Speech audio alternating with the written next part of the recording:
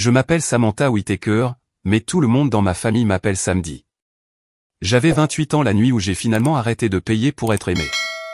J'avais passé 6 ans à bâtir une carrière d'auditrice légale en construction.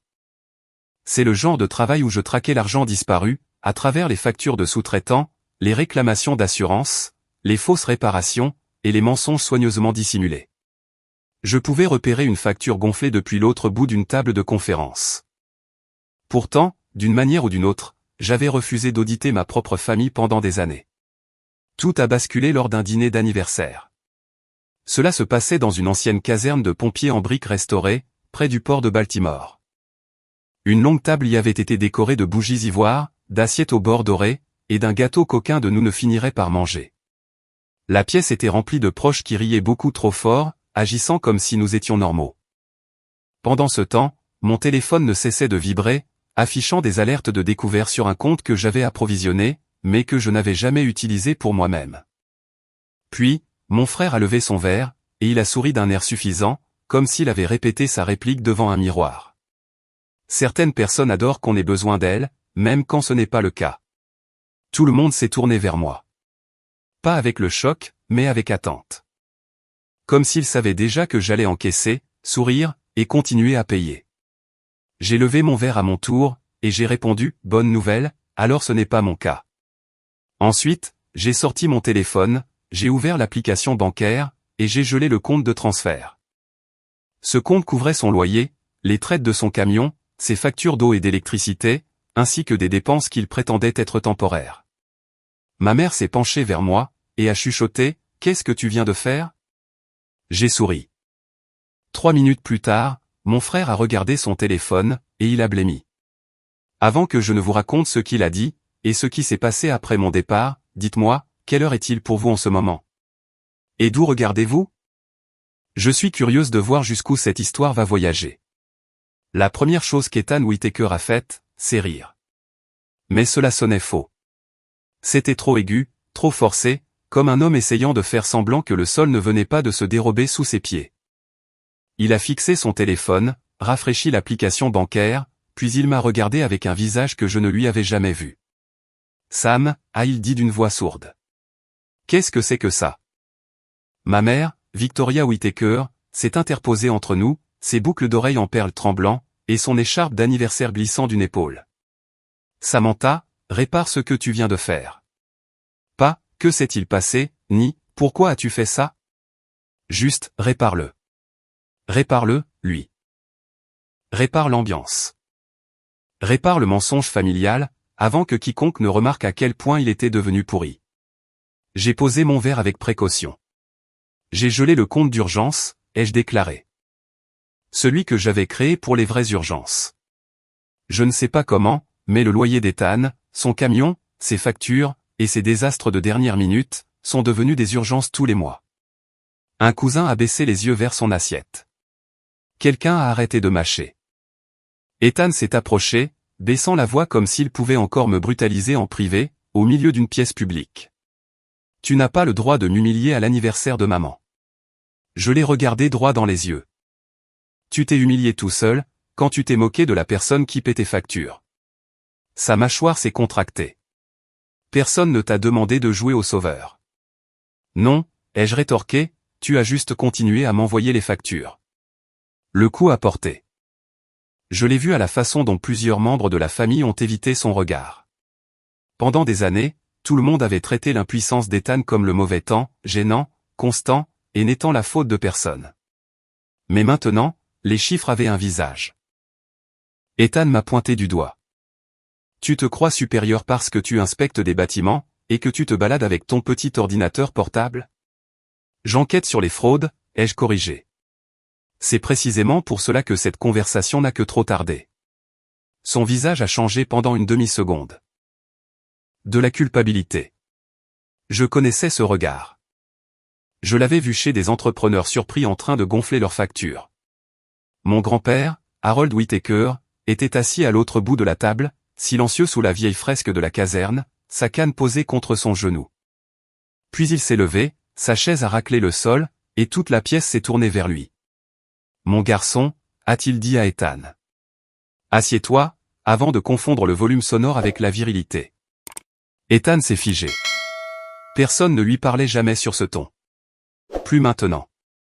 Harold m'a regardé. Samantha, as-tu payé pour la réparation du toit l'automne dernier? J'ai hoché la tête. Oui.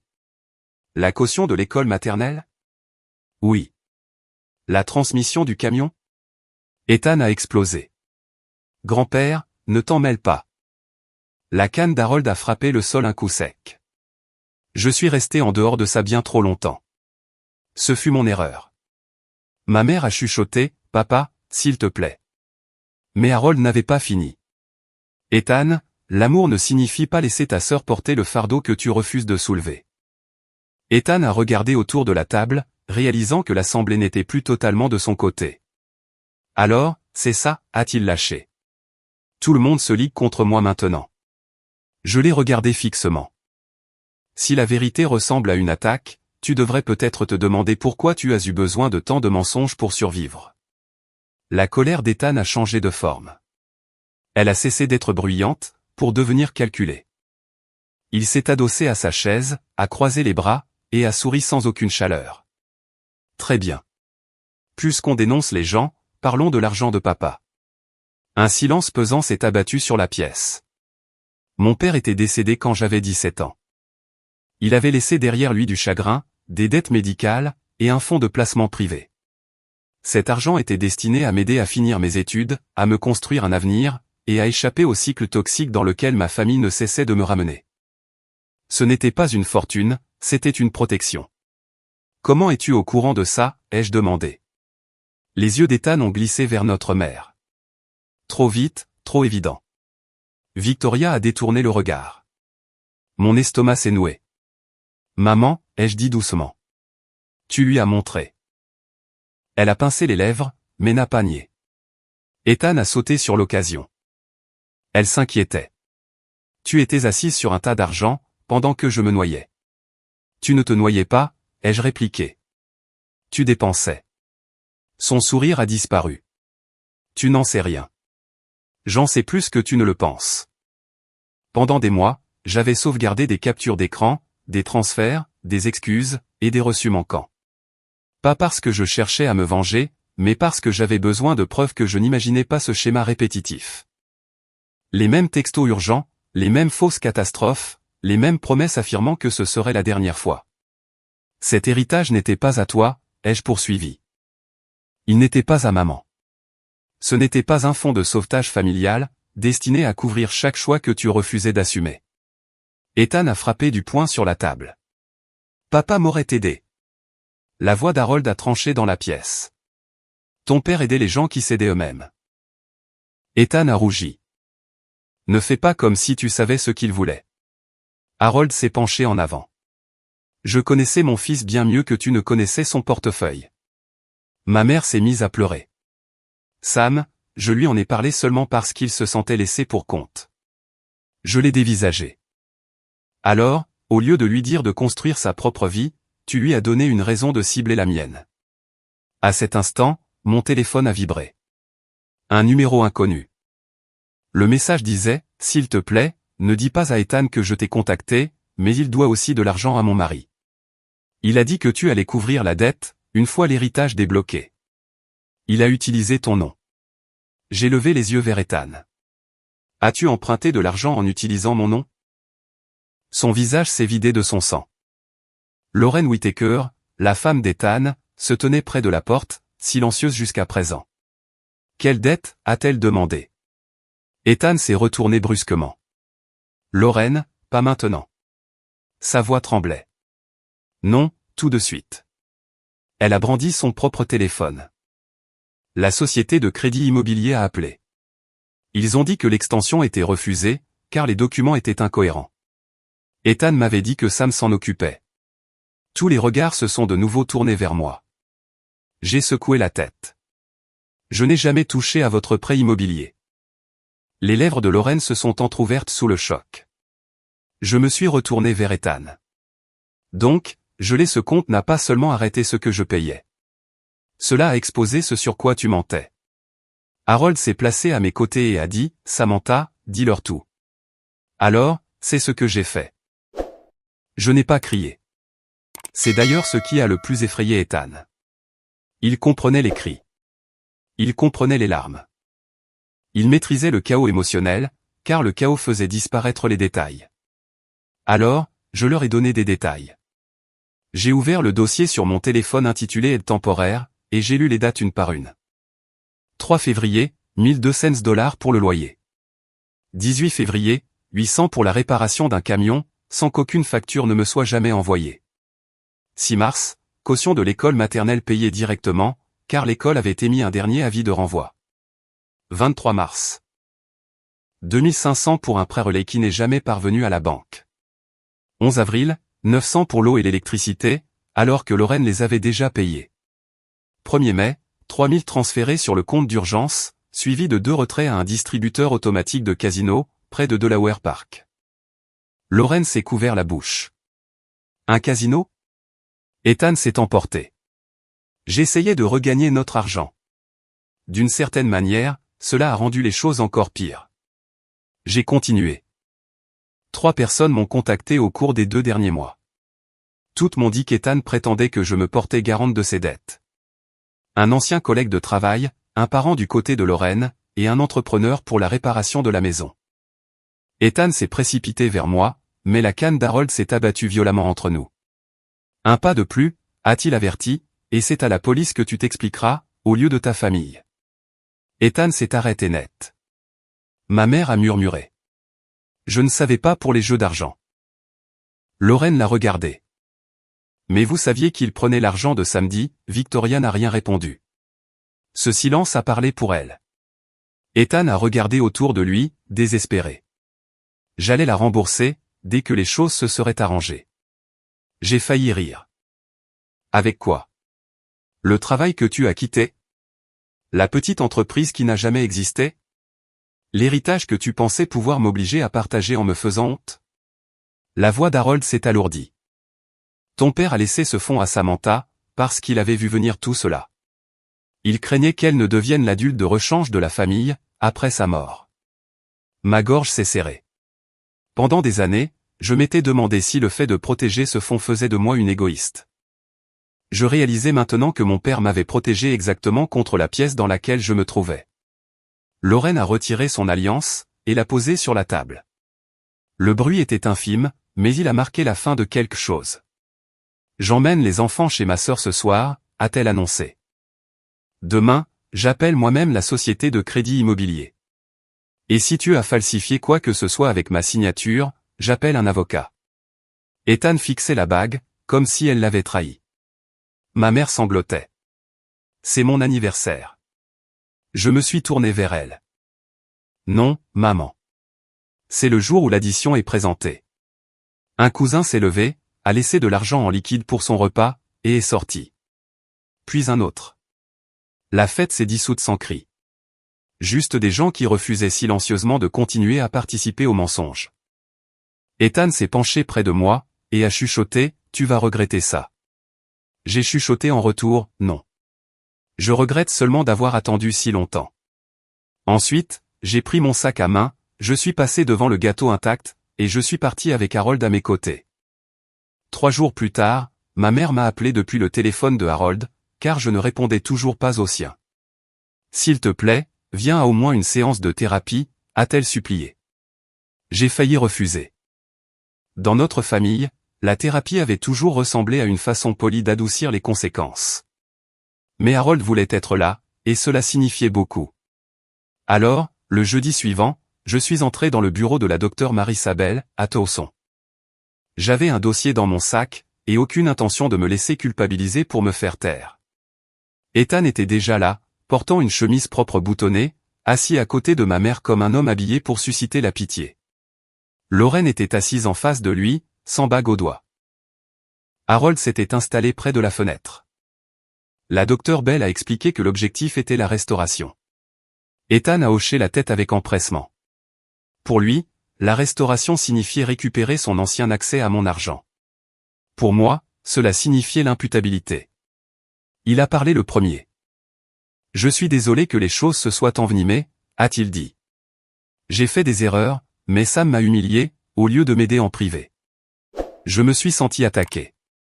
Parfois, le jugement pousse les gens à faire de pires choix. C'était presque impressionnant. Il avait transformé le vol en tristesse, les mensonges en pression, et l'exposition de la vérité en cruauté. La docteure Bell m'a regardé. Samantha? J'ai ouvert mon dossier.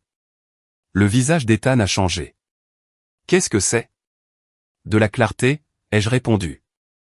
J'ai placé des copies sur la table, des virements bancaires, des captures d'écran, des messages de créanciers, et une chronologie détaillée de chaque paiement que je pouvais prouver. Chaque fois que j'exprime des sentiments, ai-je dit, cette famille les retourne contre moi. Alors, j'ai apporté des documents. La docteure Bell a parcouru les pages, et son ton a changé. Ethan, il semble que cela aille bien au-delà d'un simple conflit familial. Lorraine s'est penchée en avant. Commencez par le prêt immobilier. Ethan a marmonné, j'essayais de te protéger. Lorraine a ri à travers ses larmes. En mentant, jusqu'à ce que je sois sur le point de perdre ma maison. J'ai fait glisser une autre page en avant. Des retraits dans des hôtels, des bars, et une bijouterie. Lorraine a fixé le papier. Une bijouterie? Ethan a chuchoté, Sam, ne fais pas ça. J'ai regardé Lorraine. Je suis désolé. Une femme nommée Kelsey m'a envoyé un message. Elle m'a dit qu'Ethan lui avait raconté qu'il était séparé, et qu'il attendait l'argent de sa famille. Lorraine a lu la capture d'écran 2 fois. Ses mains ne tremblaient pas. C'était encore pire. Ethan a explosé. C'est une thérapie, pas un procès. Dans un procès, ai-je rétorqué, il y aurait des assignations à comparaître. La docteure Bell lui a dit de s'asseoir. Pour une fois, quelqu'un d'extérieur à la famille pointait du doigt son intimidation en temps réel. Ensuite, j'ai sorti le dernier document. Ceci est un accord de remboursement et de responsabilité. Un avocat l'a rédigé. Ethan m'a dévisagé. Tu as engagé un avocat contre ton propre frère? Non, ai-je répondu. Je me suis protégé d'un homme, qui a utilisé le fait d'être mon frère comme camouflage juridique. L'accord exigeait des paiements mensuels, des preuves de revenus, l'interdiction d'utiliser mon nom ou mon fonds fiduciaire pour toute promesse financière, une transparence totale envers Lorraine, une thérapie individuelle, et l'interdiction de me demander de l'argent. Toute violation déclencherait une action au civil. Le visage d'Ethan est devenu rouge écarlate. Tu veux me ruiner? Non, ai-je dit. Je veux que me ruiner moi, cesse d'être une option. Harold s'est penché en avant. Signe-le, ou ne le signe pas. Mais si tu refuses, j'aiderai Samantha à engager tous les recours légaux possibles. Ethan l'a regardé, incrédule. Tu la choisirais, elle, plutôt que moi. Harold a répondu calmement, je choisis la vérité plutôt que la pourriture. Ethan a pris le stylo. L'espace d'une seconde, j'ai revu le petit garçon qui volait des biscuits, et me rejetait la faute. L'adolescent qui avait cassé mon vélo, et m'avait traité d'égoïste parce que je pleurais. L'homme adulte qui avait transformé ses besoins en armes. Puis, il a signé. Non pas parce qu'il était désolé, mais parce que, pour la première fois, être désolé lui coûtait moins cher que de mentir. Les gens imaginent souvent la vengeance comme un instant parfait. Le méchant est démasqué, le héros s'éloigne, et la salle applaudit. Mais la vraie vengeance est bien plus lente. Elle arrive par petites touches, dans des enveloppes, des avis de justice, des serrures changées, des appels sans réponse, et le silence stupéfait de quelqu'un qui réalise que le monde ne plie plus devant lui. Le premier mois après la thérapie, Ethan a essayé de forcer toutes les vieilles portes. Il m'a appelé de nouveaux numéros. Il m'a envoyé des messages qui commençaient par la rage, et se terminaient par le désespoir. Tu détruis ma famille. Les enfants ont besoin de stabilité.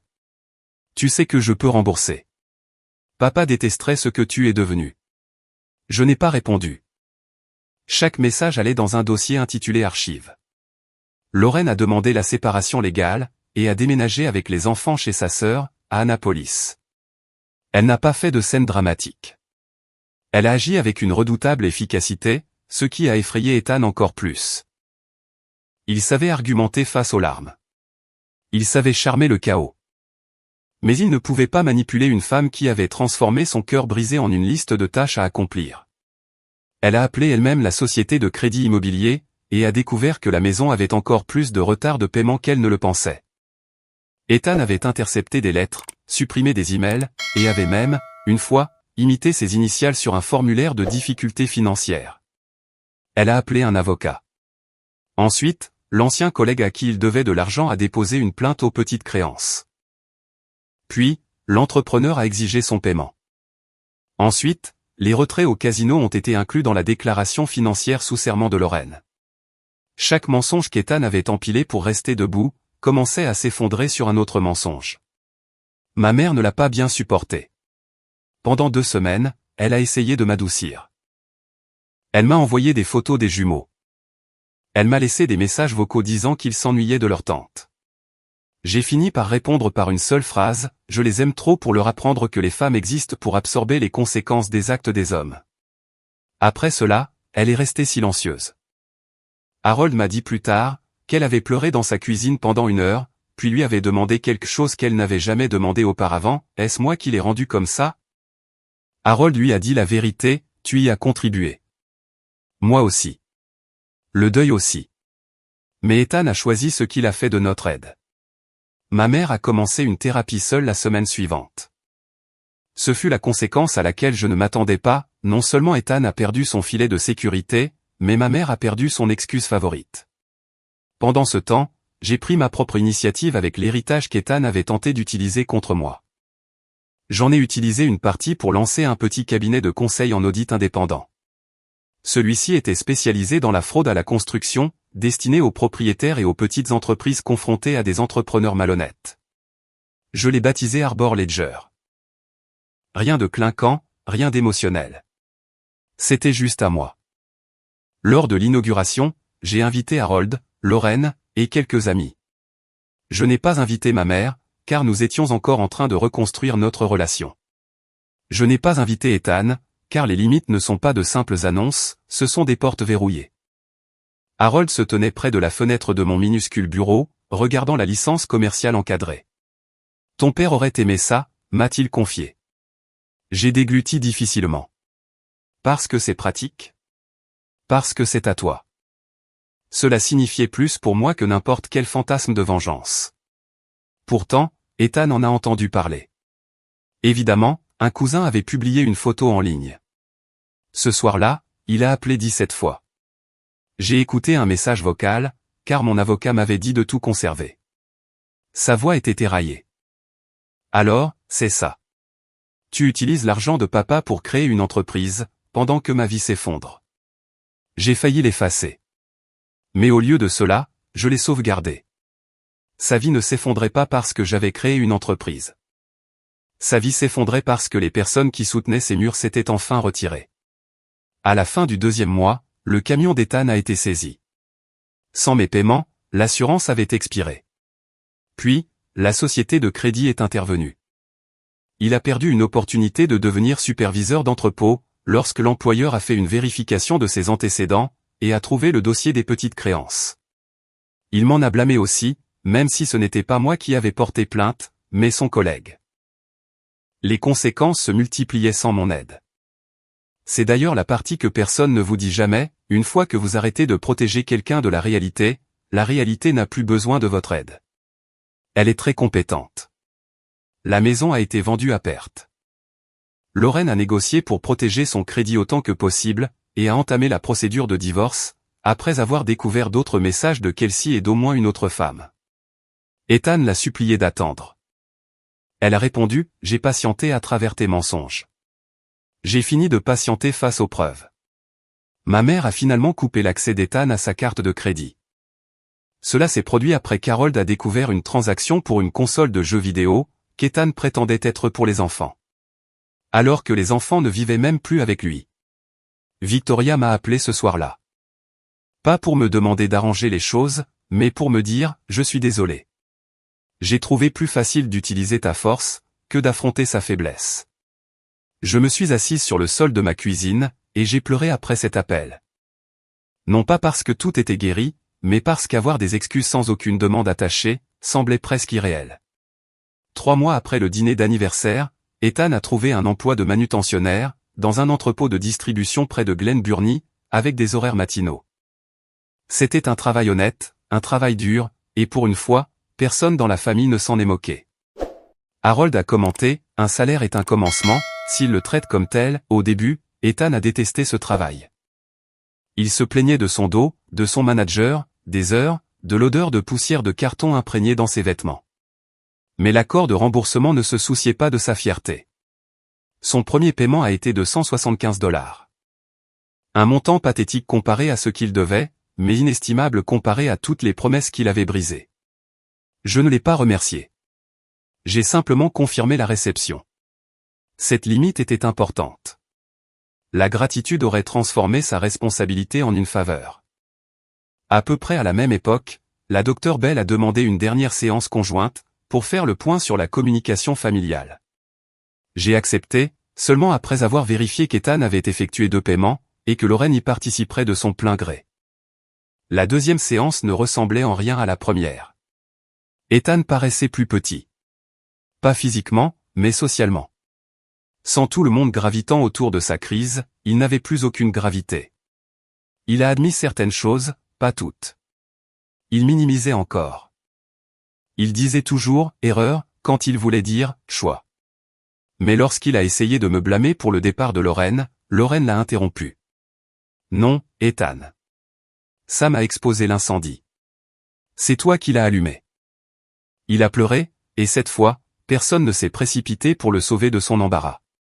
Ma mère tenait un mouchoir sur ses genoux, et ne lui a pas offert. Harold observait la scène, comme un juge qui avait déjà prononcé la sentence, mais qui espérait encore que le criminel puisse redevenir humain. La Dr Bell m'a demandé ce dont j'avais besoin de la part d'Ethan. L'ancienne moi aurait dit, je veux juste retrouver mon frère. Mais j'avais appris que, parfois, la personne qui vous manque n'était pas réelle.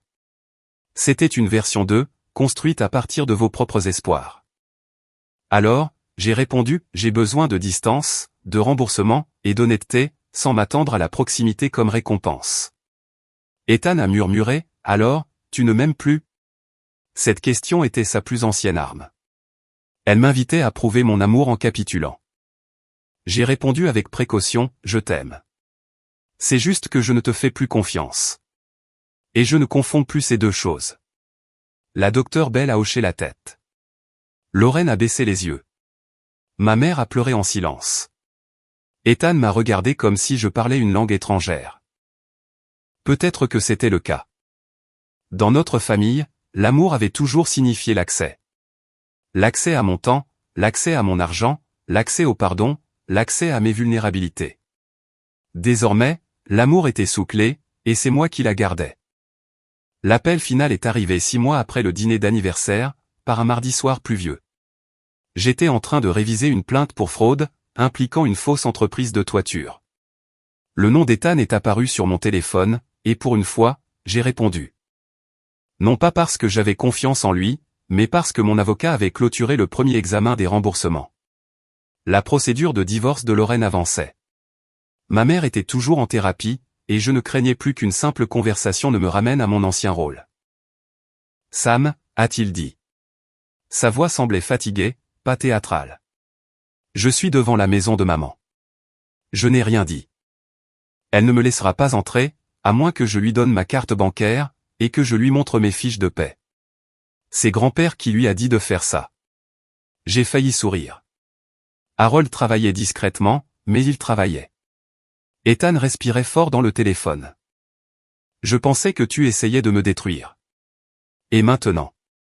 Maintenant, je pense que j'ai continué à transformer tout le monde en ennemi, parce que les ennemis n'ont pas à être déçus de toi. Tu peux juste les détester. C'était la première phrase honnête qu'il m'offrait, sans être coincé par des documents. J'ai laissé un blanc. La pluie tapait contre ma fenêtre. Je n'appelle pas pour de l'argent, a-t-il ajouté rapidement. Je sais que tu ne m'en donneras pas. J'appelle parce que j'ai trouvé quelque chose. Mon estomac s'est noué. Quoi? Un vieux message vocal de papa, sur le disque dur de sauvegarde de maman. Il était pour nous deux, je crois. Mais il y avait une partie sur toi. J'ai refermé mon ordinateur portable. Qu'est-ce qu'il disait? Ethan est resté silencieux si longtemps que j'ai cru que la communication avait été coupée. Puis, il a parlé, il a dit à maman de ne pas te laisser devenir le deuxième parent de la famille. Il a dit, c'est une enfant, pas un adulte de rechange. J'ai plaqué ma main sur ma bouche. Pendant des années, j'avais porté la culpabilité comme un héritage de famille. J'avais pensé que mon père aurait peut-être voulu que j'aide davantage, que je pardonne davantage, que je me sacrifie davantage. Mais les morts avaient laissé des instructions, et les vivants les avaient ignorées. Ethan a continué, la voix brisée. Je te détestais d'avoir une porte de sortie. Mais je crois qu'il te l'a donnée, parce qu'il savait que tu serais la seule personne trop loyale pour la prendre. J'ai pleuré à ce moment-là, doucement. Pas pour Ethan. Pas exactement. J'ai pleuré pour la fille de 17 ans que j'avais été, debout dans sa robe d'enterrement, pendant que les adultes lui disaient qu'elle était forte. J'ai pleuré pour chaque chèque que j'avais signé, les mains tremblantes. J'ai pleuré pour chaque fois que ma mère m'avait qualifié de mature, alors qu'elle voulait dire utile. Ethan a dit, je suis désolé, samedi. Pas le genre d'excuse de thérapie. Pas le genre d'excuse parce que je suis coincé. Je suis désolé d'avoir rendu impossible le fait que j'ai besoin de moi-même, parce qu'avoir besoin de toi était tellement plus facile. Je voulais que ces excuses réparent tout. Elles ne l'ont pas fait. Mais elles ont changé la forme de la blessure. Merci d'avoir dit ça, ai-je répondu. Il a attendu, espérant probablement plus. L'ancienne Sam aurait rempli ce silence de réconfort. La nouvelle Sam l'a laissé l'affronter. Finalement, il a demandé, tu penses qu'on ira bien un jour? J'ai regardé autour de mon appartement. J'ai regardé les dossiers de Harbor Ledger sur mon bureau, la photo encadrée de mon père que j'avais enfin sorti des cartons, et la vie paisible que je m'étais construite, après avoir refusé de financer ma propre destruction. Je pense que le bien se gagne, ai-je dit. Il ne se déclare pas. Il a expiré d'une voix tremblante. C'est juste. Continue à me faire payer. Continue à travailler. Continue à dire la vérité quand mentir serait plus facile. Commence par là. Et nous?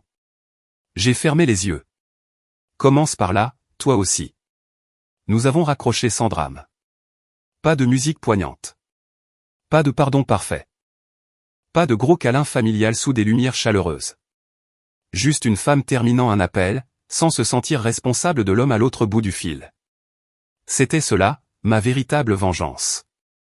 Ce n'était pas le fait qu'Ethan perde sa maison, même s'il l'a perdue. Ce n'était pas le départ de Lorraine, même si elle en avait totalement le droit.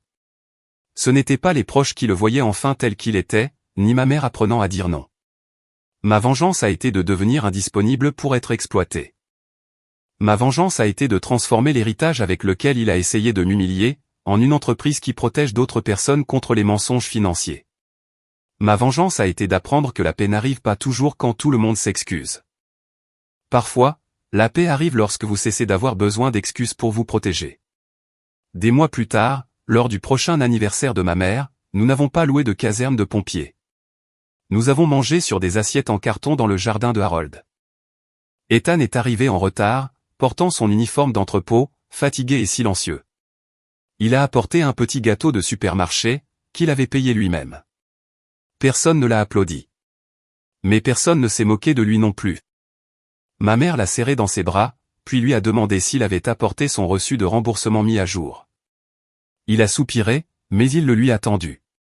C'était ça, le progrès. Ni applaudissements, ni rédemption. Juste des preuves.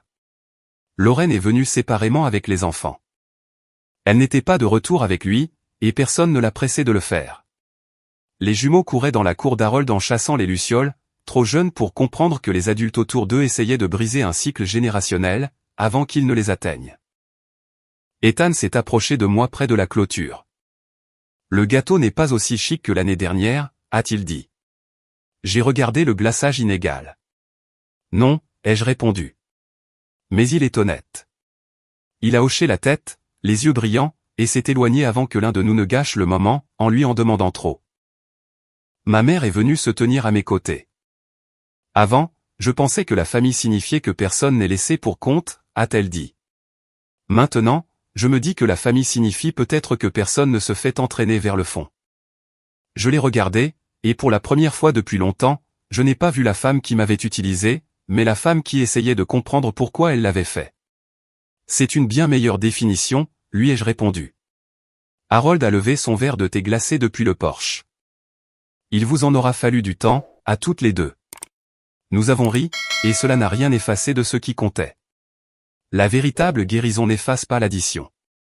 Elle apprend simplement à chacun à payer pour le repas qu'il a commandé. Alors, si vous écoutez ceci parce que quelqu'un dans votre famille a transformé votre amour en un plan de paiement, écoutez-moi bien. Aider est généreux, mais être exploité n'est pas de l'amour.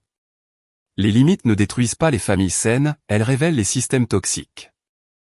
Si la survie d'une personne dépend de votre silence, de votre épuisement, de vos économies et de votre culpabilité, ce n'est pas de la loyauté. C'est de la captivité, avec de belles photos de famille accrochées au mur.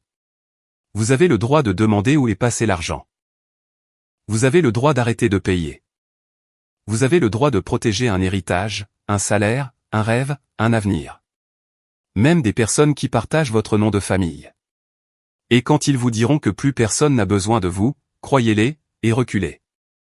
Parfois, la façon la plus rapide de découvrir ce que vous financiez vraiment, c'est d'arrêter de payer, et de regarder ce qui s'effondre. Alors dites-moi honnêtement, avez-vous déjà été cette personne que votre famille continuait d'appeler « forte », simplement parce qu'ils avaient besoin que vous continuiez à souffrir en silence? Et si vous avez finalement dit stop, ont-ils appelé cela une trahison, ou ont-ils enfin appelé cela la vérité?